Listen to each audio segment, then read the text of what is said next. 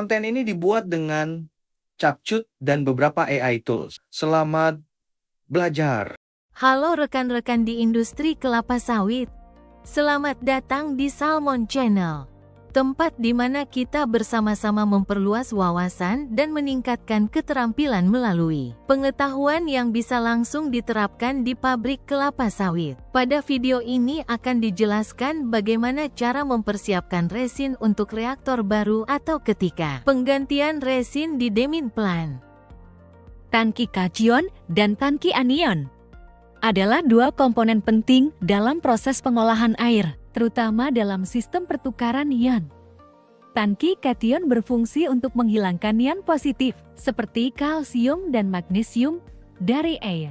Sementara itu, tangki anion berfungsi untuk menghilangkan ion negatif, seperti klorida dan nitrat.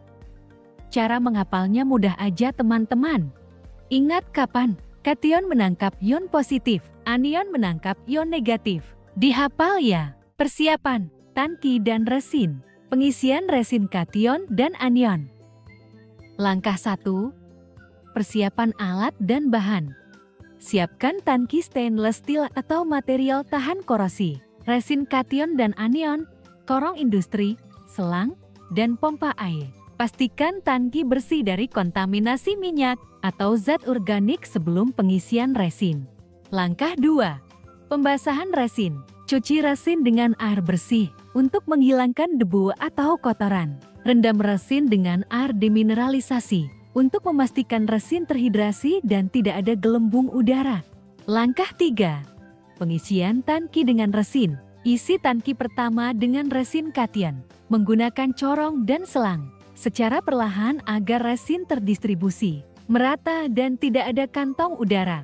Gunakan getaran mekanis atau pengisian bertahap untuk memastikan distribusi resin yang merata, karena tangki tidak bisa digoyangkan. Ulangi proses yang sama untuk resin anion jika menggunakan tangki terpisah. Langkah 4. Penambahan air untuk menutupi resin. Tambahkan air demineralisasi hingga resin di dalam tangki terendam sepenuhnya. Pastikan tidak ada gelembung udara yang terperangkap dengan cara mengisi air secara perlahan. Langkah 5. Proses swelling, disebut juga pembengkakan resin. Biarkan resin mengembang sepenuhnya setelah penambahan air untuk memastikan performa pertukaran ion berjalan optimal. Pembilasan resin. Setelah proses swelling, bilas resin dengan air demineralisasi segar. Ulangi proses pembilasan hingga resin siap digunakan dan pH air yang keluar mendekati netral.